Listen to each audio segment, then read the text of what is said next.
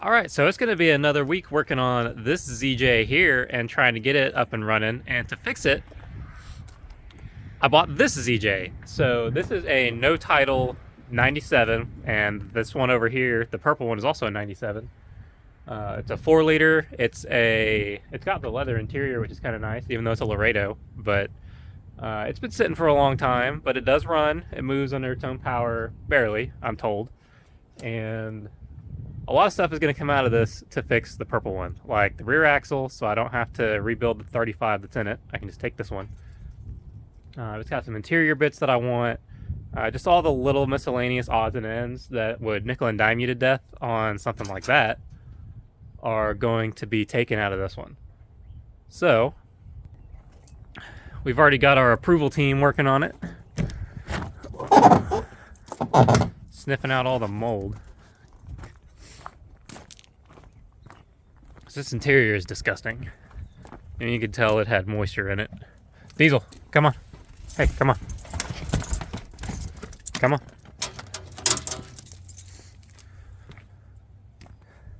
But once it's cleaned up, it'll actually be a pretty nice interior. So I'm going to be taking a lot of bits out of here. It has a sunroof, which is interesting. I wish it didn't, so I could take the headliner board. But leather seats might come into the other one if they're heated. But anyways, today I'm going to try to get it running. Get it on the trailer. So, let's see, keys are not in it. They must be in the truck still. But yeah, we'll throw a battery in this thing, see what it'll do. I'm told it's got fueling issues, so if it needs a fuel rail to run better, I have an extra, but we'll diagnose that in the shop.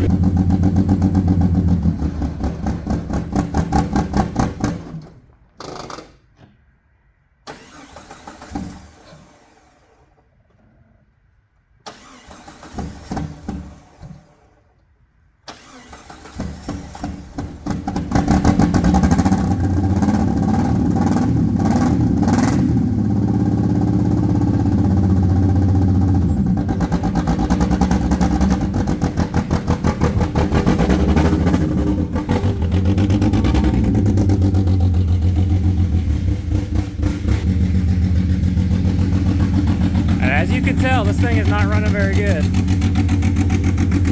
I had to put it down in 4 low to get it in the garage. It's got decent oil pressure though, for sitting as long as it has. 209,000 miles.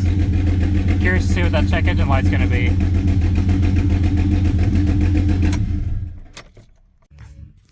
Oh, it looks like we have 4 codes.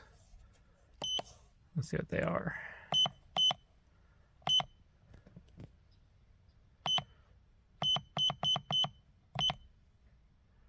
Shift solenoid, transmission, governor pressure. So this transmission seems like it's not any good.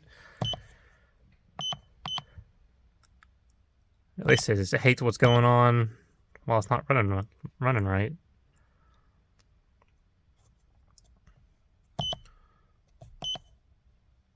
I don't think we're going to find anything else with a deep scan, but not any engine related codes. So it's just not running very good. Who knows how old the gas is that's in it. The guy said he replaced the fuel pump when he tried messing with it some, and he got a bunch of nasty junk out of the tank, and he said he thinks some of it's still in the lines and that some of it's up in the fuel rail. It certainly does not run very good. The muffler is blown out. It doesn't have a catalytic converter on it, but I think that this, oh, and he said that this engine kept blowing the ceramic off the spark plugs, kept cracking it. So I don't know what's going on with it, but we'll see if we can't get it running good so that we can sell it. These 4 liters are starting to get a higher price. It's kind of crazy, but if I can get this engine running right, then it's a $800 engine around here. So I paid $400 for the Jeep. And then these interior bits, once I get them cleaned up, will be really nice. That's what I'm going to work on today. Get all the mold and nasty junk out of it. I probably shouldn't be sitting in here right now. But once we get all that done, let's post this thing up for parts and make a... Oh, I need to go make a checklist on the purple one to see what I need out of it first. So I guess we'll get this thing cleaned up first, and then we'll go do that. Now, you might be asking yourself why I would even bother cleaning something this disgusting at the price point, especially with most of the thing I need being the rear axle and being fully mechanical and nothing in here. There's 2 main reasons for it. Number one, this carpet is actually in pretty good shape, despite what the dirt and grime might say over the top of it. If you look underneath the floor mats that are in it, it's actually in really good condition. It's not all stained up and nasty. And it's a dark color, so it hides that stuff really good. The carpet in my ZJ is terrible. So I'd like to pull this one out and put it into that Jeep. Number two, if I clean this up nice enough, I can sell a bunch of bits out of here before I take this to the scrapyard. So that will be nice and lucrative for helping pay for not only the parts that are coming off of this Jeep, but for all the parts I'm going to have to buy to fix this thing up and keep the price down as much as possible. So I am letting the steamer warm up right now, and we're going to start tackling the door panels one at a time. And then once the doors are nice, then we'll start moving our way towards the inside and getting as much of this nasty gunk out of here as possible. I did take it to the car wash before I brought it home, believe it or not, and I did scrub the hood, and it's going to need a lot more than I'm willing to give it to bring back the shine on it, but the paint is in good shape underneath all that junk, so maybe some of these body panels will be good for somebody too. Anyways, I'm going to let that steamer warm up, and then I'm going to get started on it.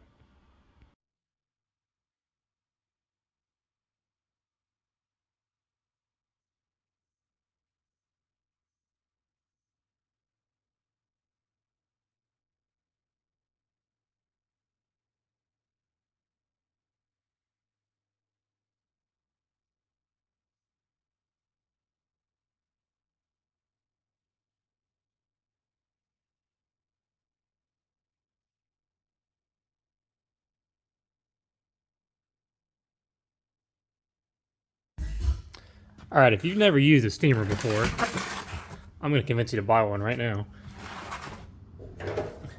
And I am no detailer. I'm a mechanic more than anything. But I like working on stuff clean. And this is probably the cheapest steamer you can get on Amazon. I don't know if you can tell by the tip of that too. It's well used. So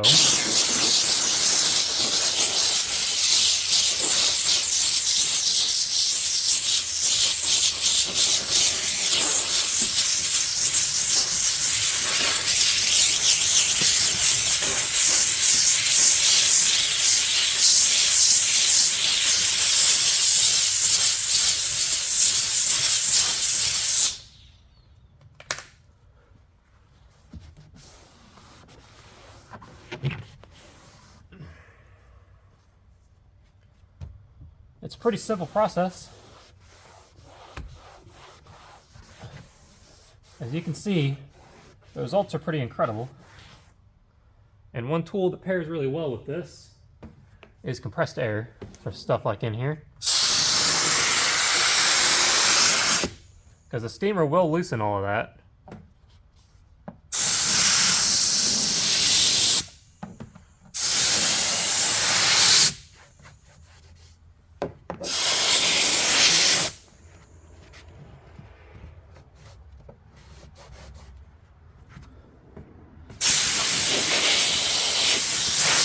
And just like that, it's as good as new.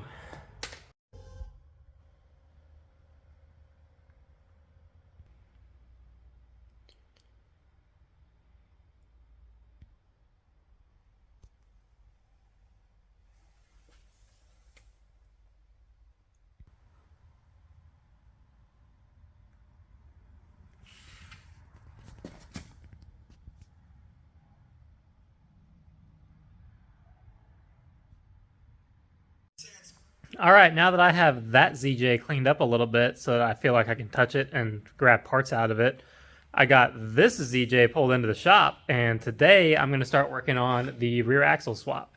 So it should be pretty straightforward, just a little bit of tedious work.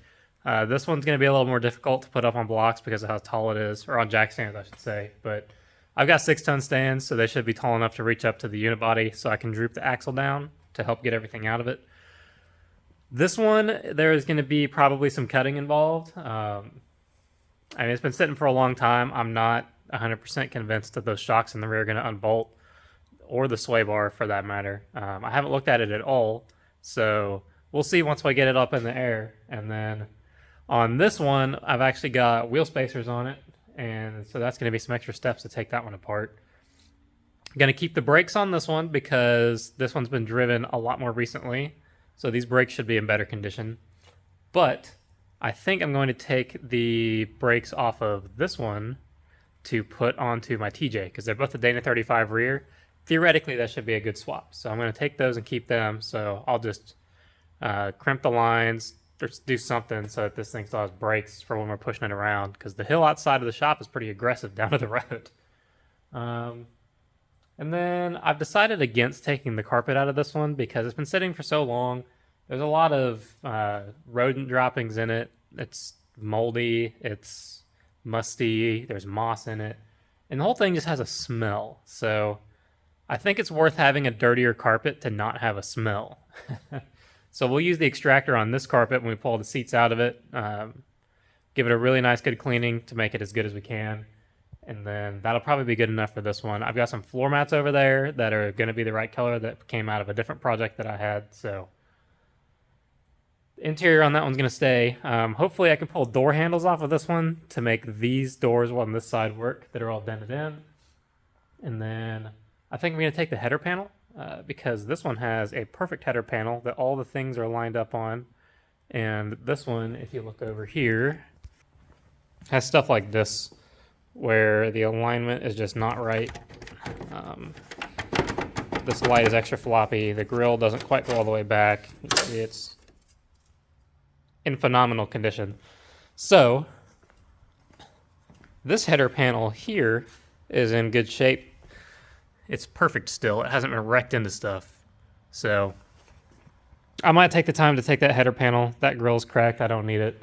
The headlights on this are actually pretty new. You can see how clear they are compared to the yellow ones on that one. So these are staying on here. But today's rear axle day, so the only thing I'm really not excited about is parking brake cables. So hopefully those don't seize up too badly on this one anyways. As long as I can disconnect it from this one, then I can just cut this one and not care about it. So we'll see what happens when I get in there. But for now, I gotta get to work.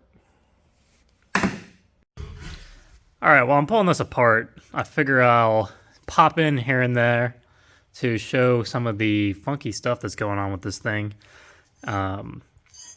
So for now, the first thing I found, these brake pads are designed to where they latch into one side and then you swing the caliper in to the bracket to install it.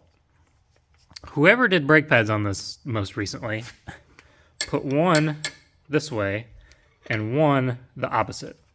So this brake pad slides in this way, the other brake pad slides in the other way.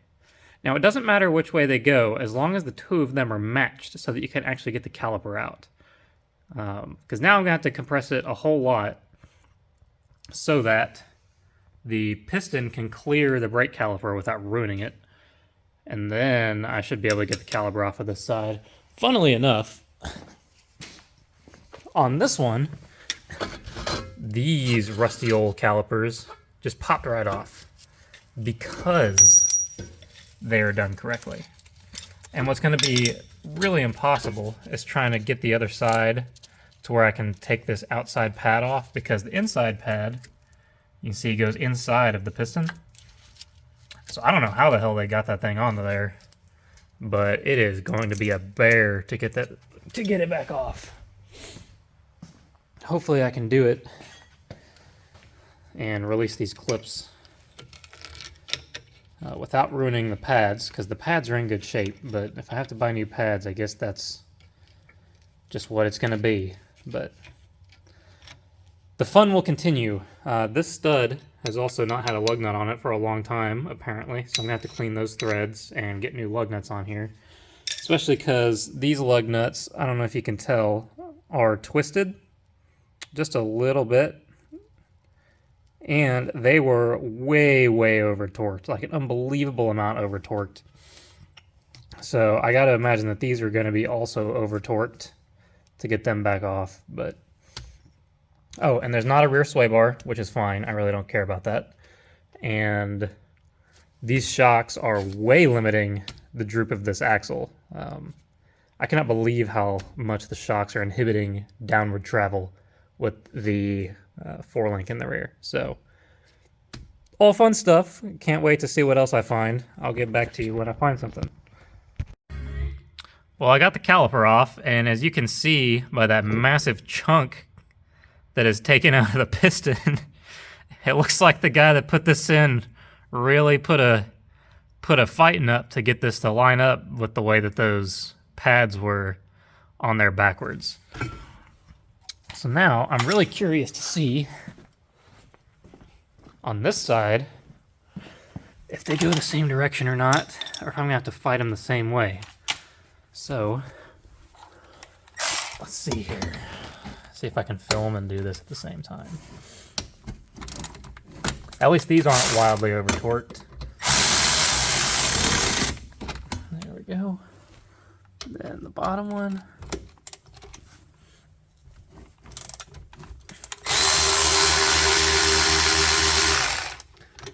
Get that out. Get that out. Guess I could turn the light on. That might help a little bit. See if we can compress that. Yeah, so see, that should be able to pop off that way, but it is not. Let's see if we can see the pad. Yep, these ones are backwards too. So you see how this piece has a clip that goes up, around, and back up the side here. And on the bottom, if I can find it with my camera, it's just flat where that slides out. Oh my gosh. So I've got to get in here and pry. And make sure that these clips are free.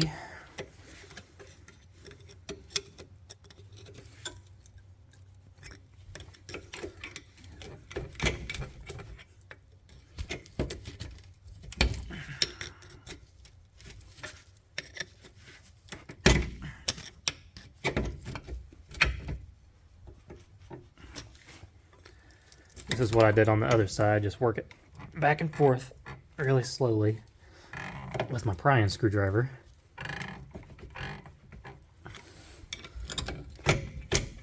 Just to break it free. And I can only imagine what the piston on this side is also going to look like. So I'm going to need 2 hands to do this. Once I pry it to where this is free, I'll bring you back for pulling the caliper off.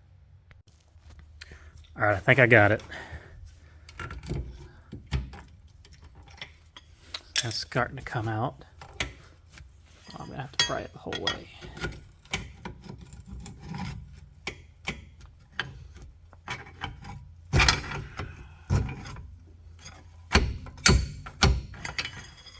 So you can see the bottom pad is coming out like it's supposed to. Guess I can compress that piston a little bit more now. That's way better. That's just stuck on the top pad.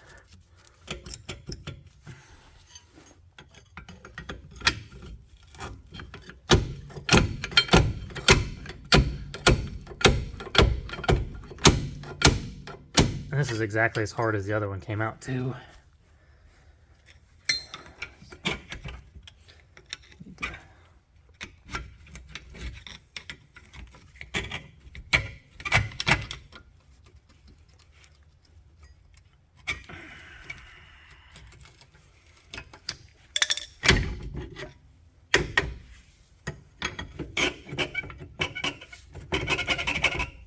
part of what helped is, see if I can do this two-handed, or one-handed, I suppose. If I hold this in here and tapped on the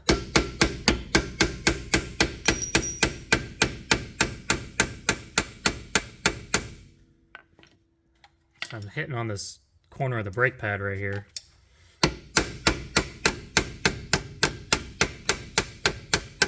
Trying to free it from the caliper. There went something. That just got remarkably easier. Let me see here. And there we go.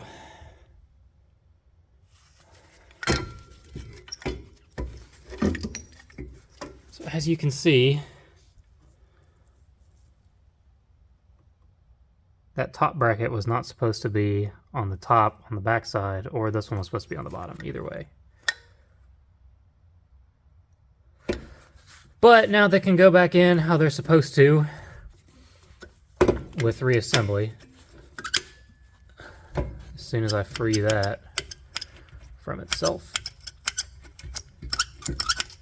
Anyways, that's the fun that I've run into so far. So I'm going to continue working. This bolt, I'm pretty not excited for.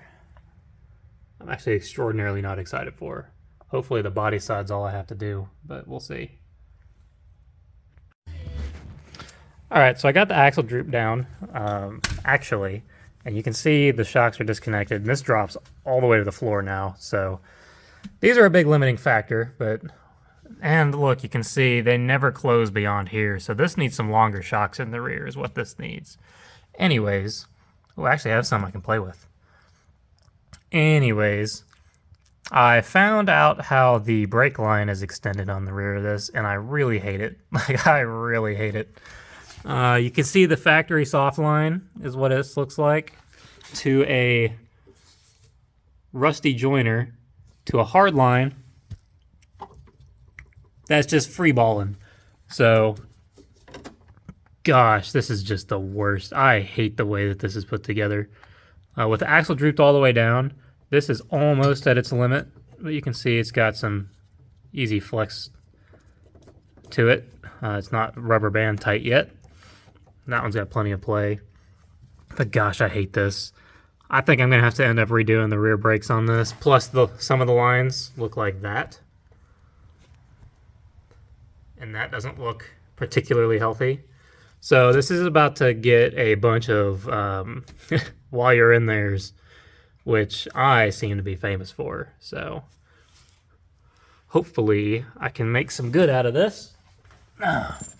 One thing that's nice is the extended bump stops seem to be working if the shocks are never going above there. And if we come to this side, since this shock is opposite the track, or the same side as the track bar mount on the body side, here we go.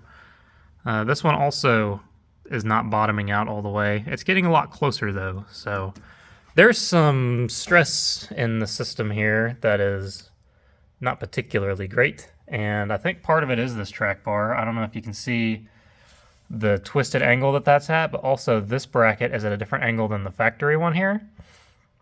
So that's getting some good stress on it.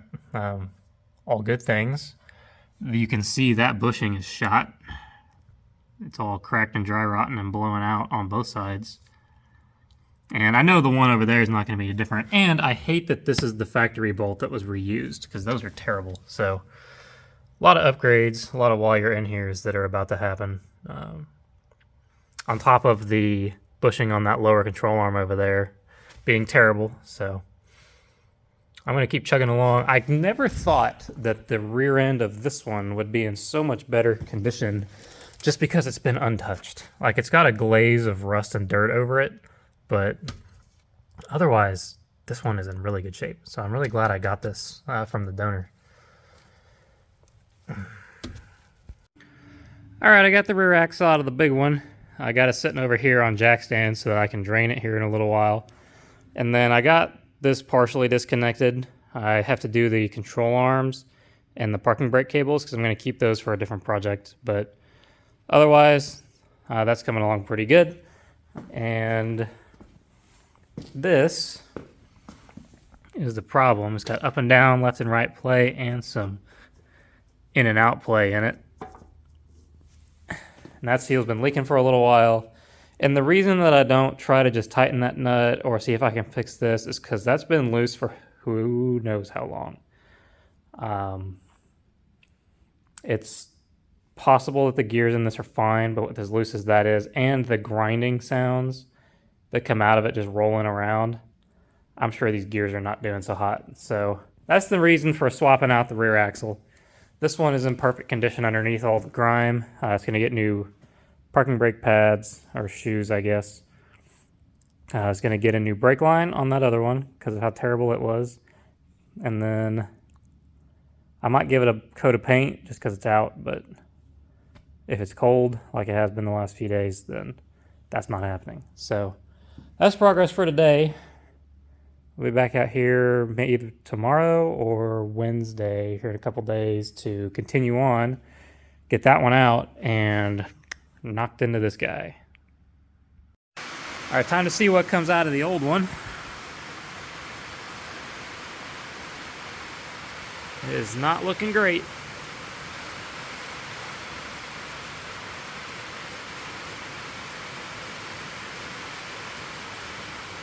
It's kind of what I expected.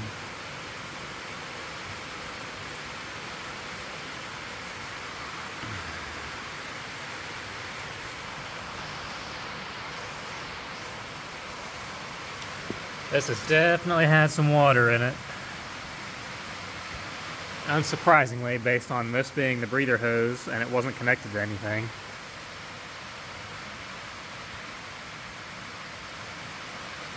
So I'll let this drain all the way out. We'll pull the cover off of this, see what it looks like on the inside. All right, cover's off. Let's take a look-see. There's our gear ratio, 39:11.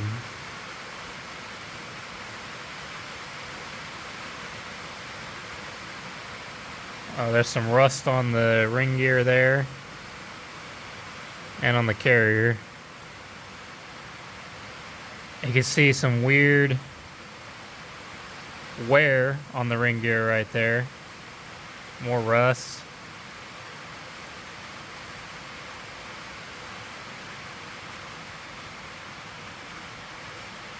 Oh, looks like a full revolution. So there's certainly some things to see on here that were less than ideal, which is why we're swapping the whole axle. But the important part is right there, the 39:11 gear ratio. So we just got to match that on the other one. I'm pretty sure that's a 355, but I'll have to double check just to make sure. But as long as this ratio matches the axle coming out over there, then that'll be fine. But regardless of if that one matches or not, this needed to come apart. I got a new axle on the jack stands here, and I noticed when I started cracking the diff cover off, besides the RTV, the fluid looks really nice and clear. So I turned it on its back. Something, and this may have been resealed very recently. And if that's the case, I don't want to have to waste all this gear oil just to check the ratio. It does have the tag on it, but it's pretty well shot. So I'm going to pull this cover off, and hopefully the fluid in there is as good as it looks, because that'd be neat to not have to buy new fluid. All right, cover's off. I did go clean the tag with the wire wheel. You can see it's got 355 written on it. But just to be 100% certain, you can see right here,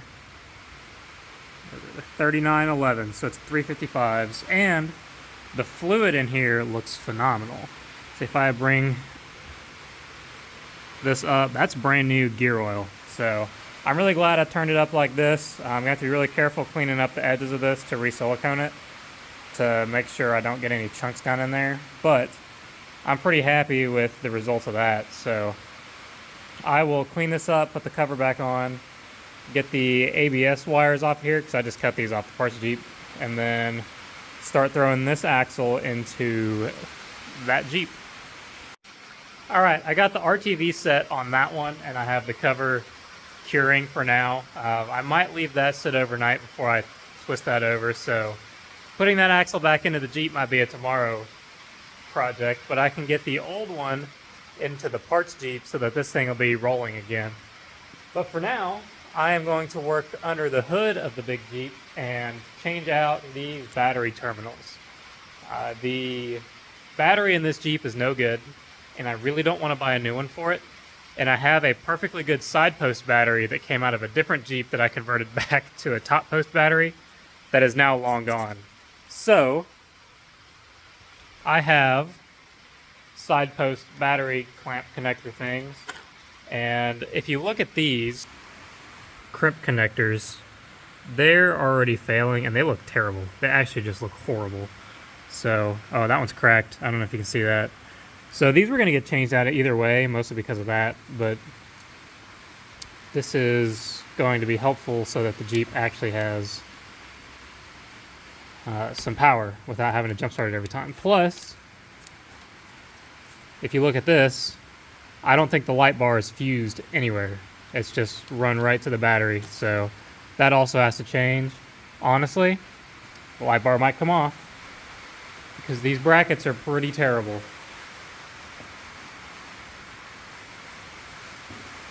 Just like everything else with this Jeep, somebody else did them terrible. So I am going to work on getting the battery at least changed over. For now, the accessories are just going to come off. I'm not going to use them at all. And then down the road, I can decide what to do with that light bar because that is not a project for this video. All right, it's been a few days for me, but for you guys, only a couple of seconds. It is time to get this thing put back together and road ready. I've got some parts in that I can throw onto this thing now, and then we can throw the axle underneath it and go give it a road test. Hopefully, it'll be okay without the sway bar in the front. I know it's going to be kind of loosey-goosey, but if everything else is in check, it should drive fine without the front sway bar, at least locally. So let me show you the parts that I got in, and then we'll jump into this thing. All right, today's agenda is to completely finish up all the rear axle restoration stuff that I'm doing. It's not getting painted because it's cold out, but I've got parking brake shoes, parking brake hardware. I'm gonna bend new brake lines for the axle because they're pretty rough. And then I have an extended brake line, a stainless extended brake line, to go from the axle to the unibody so that it's not just the loose floppy hard line that should be rigidly attached. So I would try to reuse brake lines, whatever, but the XJ, TJ, whatever extended brake lines have a different union right here for the breather. So for the ZJ, you can see here it comes out the back and over, and then this one off the side. On the XJ, they both come out to both sides. So we'll just make a little brake line that comes out, back, and then across, and just does the following the factory routing. Plus, these brake lines are going to need changed because they do not have much life left in them. So, about knock that over. In order to do that, I have on my brake line shelf way over there, I don't know if you can see, I've got some copper brake lines over there that we can use, and I've got some fittings for it. So that should get the rear end pretty well done up. It's still going to have stock gears, no locker. Being that it's a Dana 35 and this is a road-going vehicle, it's kind of pushing it since it's running on 35s. So just getting it back to stock spec will keep this thing as a cheap Jeep. And then once it's back on its own weight, we can adjust the parking brake a little bit better with the handle, make sure it's working. And then I think I'm going to take the door handles and the innards for the latches from the parts Jeep and hope that we can get the doors working from the exterior. That'd be great. And then if I can, I'm going to try to take a piece of glass for that. I'm still on the fence if I want to put a piece of glass back in it or if I want to put one of those side storage cubby things, as I think that'd be kind of fun to build, but it'd also be kind of annoying. But the thing with it that's kind of deterring me from going back to glass, look closely at this, you can see how the body is rippled. Whoa, I'm still zoomed way in. You can see how the body is rippled from all the screws that are on here. And of course it does have all the screws. It's got the factory rubber gasket still in it from the window that's busted. So I think all of that just needs to be taken off, cleaned out, and then I don't know what I'm going to do with it. But for now, that's going to stay. That's not going to be on today's video, but it would be nice to get at least one of these doors working from the exterior, if not both. So once we finish up with the rear axle, we'll do that. So I'm going to jump right in. All right, I got the brake lines pulled off of the axle here, and I got the whole unit off. And I wanted to show you guys, this is the breather off of the ZJ. One thing you should do when it's apart is you should clean it out. You can see through that. These get clogged up a lot of times and you'll start blowing axle seals. But this one's nice and clean. I actually didn't have to run anything through it, so that's pretty nice. But there's the part number for this brake line. It's the Rough Country. It's the XJ 4 to 6 inch lift. I use this on basically everything that I put a lift kit on. It's cheap. It works really good. And you can see the ZJ breather. See if I can do this one hand. It's a little bit dirty on it, but it does fit in here. Yeah, go this way. Yep. See, there you go. Fits all the way in, bottoms out. So this will actually bolt on exactly like it's supposed to. All you got to do, like I said, is you got to flare brake lines, because on the XJ it goes off of both sides. It doesn't have the track bar bracket here, so we'll just have to make a brake line that comes out, back, and across.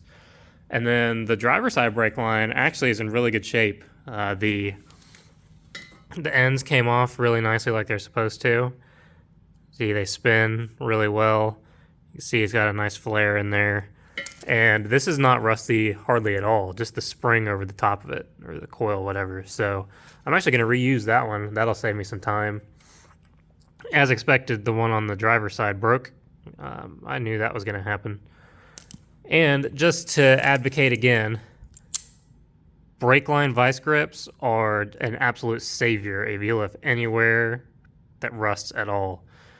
These things really grip onto there, and as you can see, even though these are fairly stuck, I didn't destroy these nuts at all. Even this one that was really frozen on there, you can see is still nut shaped, and it twisted the brake line out of it. That's how good of a grip you get on there. So I'm going to go ahead and start building this brake line over here with my flaring tool, and I've got a nice bender so I can put nice 90s in it. And then I've got a couple of tries that I can get the flares right, so I'll get that done. I'll show you the end result. I'm going to get this all bolted up onto here and nicely laid out and everything, and then change the parking brake hardware, and then we'll take the whole complete axle and put it up underneath the Jeep, so that way we're not working underneath on our backs. Alright, I got the extended brake line on here. You can see this is actually going to give us quite a bit to play with. And then I put some anti-seize around the outside of the breather bolt here, because it sucks when they get seized into the distribution block. So a little bit of anti-seize there. You can see my brake line that I made. The bends here came out like perfect, and the bend here I didn't go far enough, so it's a little wonky right there, but it fits in. And like I said, I reused the old brake line because it was in actually really good shape. So with the brake lines done, jump into the parking brake hardware here once I get my flaring tool put away. So you can see on this one, the shoes actually came off of the metal bracket here. It actually stuck to the inside of the rotor, which was interesting. This thing certainly had been sitting for a long time, so I'll get all this pulled apart. And then I do have to take the ABS sensors out still. The bolt over there rounded on me, so I stopped where I was working there until I can get this twisted over and get a better grip on it. This one I haven't tried yet because it's down underneath, but I left the axle upright, if you remember, so I can get that seal to set. And it's been a few days now, so that seal is in there like it's supposed to, so I can roll this thing up, put a floor jack underneath the pinion, and then finish up all of this. All right, I've got the parking brake disassembled on this side. I'm about to clean this up a little bit, but I just wanted to mention again, one thing I really like to do when I'm doing drum brakes is to lay everything out on the floor fairly systematically the way that I took it apart. So that way, when you go to putting the new parts in, you get a perfect diagram of how they were assembled. And with the parking brake, it's pretty easy to just kind of fumble and figure it out. But some of the parking brakes, or some of the drum brakes on the vehicles that use drum brakes in the rear primarily, some of them can get kind of finicky, especially if you start jumping between brands and different year models. So it's always a good idea to lay it out like this. This also gives you a good inventory of parts. And for example, the new one came with a rubber boot cover for the adjuster, where the old one did not have that in there. So we'll put that in where it goes, but I just wanted to show this real quick before I reassemble, and then once I get this one done, pop over to the other side and do that one. Then we can take this axle and throw it underneath the Jeep. All right, it has been a long time, much longer than I'd like to admit, but this axle is ready to go back under the Jeep. So I'll recap real quick what took so long. The calipers from the donor were both seized, so I put the calipers from this Jeep onto its new axle. And then the bleeders were both seized, and one of them I was able to get out, and one of them broke a couple of times, just slowly as I was using extractors. More and more of it broke away. But I was able to get it out, put essentially new bleeders in, because the bleeders that came off of the parts Jeep were perfect. So those are on. The wheel speed sensors are out. One of my wheel speed sensors stripped the bolt a little bit, and I was barely able to get an extractor on it. But this should be assembled. It's ready to go. It's got the extended brake line. It's got the calipers that aren't seized. The pads are the correct direction now so that this can be serviced again in the future.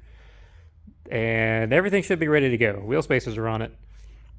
So now I have to roll it over here and address the issues over here. Like this bracket is loose, so I need to tighten that up pretty significantly. That should not be loose. And then I saw this in my last video, and I thought that maybe this was stripped a little bit, but this jam nut is just loose. It's just rusted on there enough that I can't turn it by hand. But you can see here, you can unthread the control arm by hand. So that needs to be tightened when we get the axle back in here so it can hold the flex joint, which is pretty significantly rusted. So I don't know how good it's going to be a flex joint anymore, but it's attached and it doesn't have any play in it, so it's staying.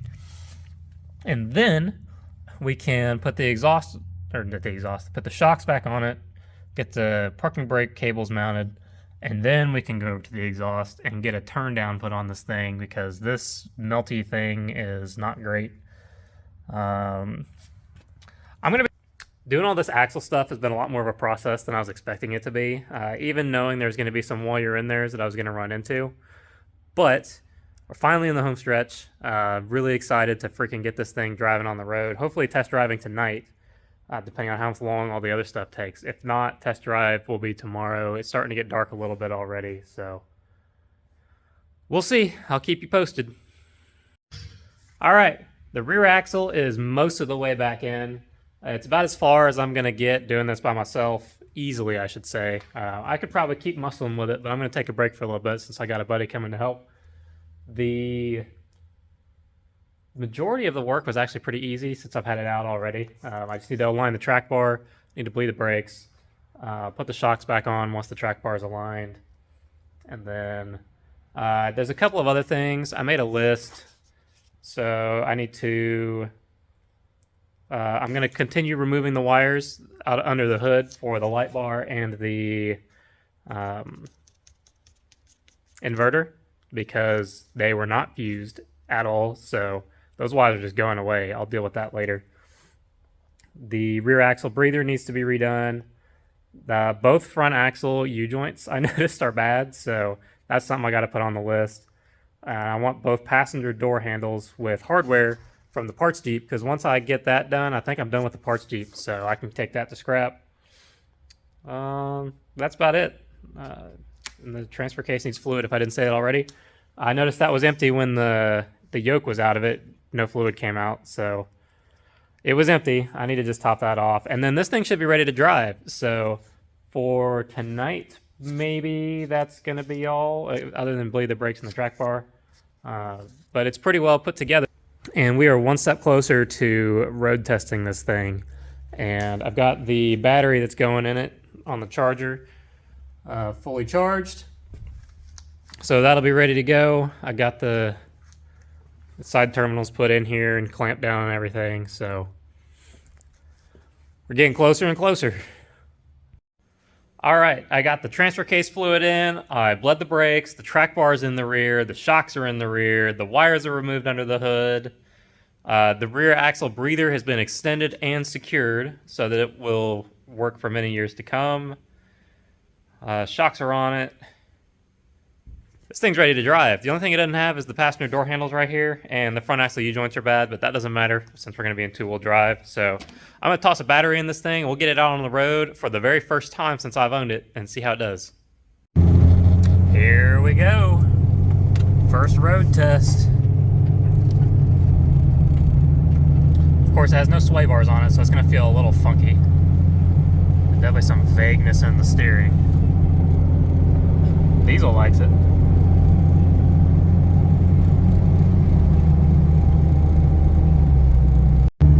So far, so good. Everything's feeling okay. It feels like it should with a double long arm and sway bars disconnected. And at least it feels like every other one I've driven. Temperature's not come all the way up yet, so hopefully it's not going to overheat with actual driving. I know sitting in the driveway, it gets up to about 211, 212 before it starts coming back down. So we'll see how it does driving. But the heat's starting to kick in. The throttle response feels good. The tires are smooth. The roof rack definitely is whistling in the wind, so that's super annoying. It rides like it has rough country suspension on it. The shocks on these kits are never any good, but overall, so far so good. We're just about up to temperature, so we'll see how she does here in a few minutes.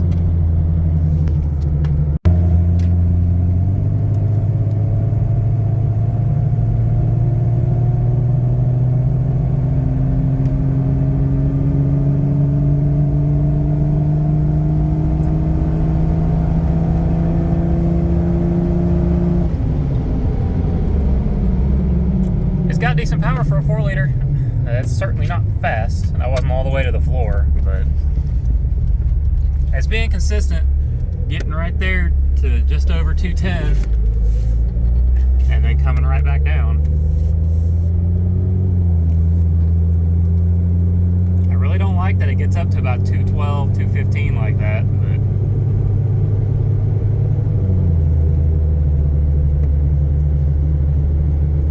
if it consistently comes back down, I'm okay with it.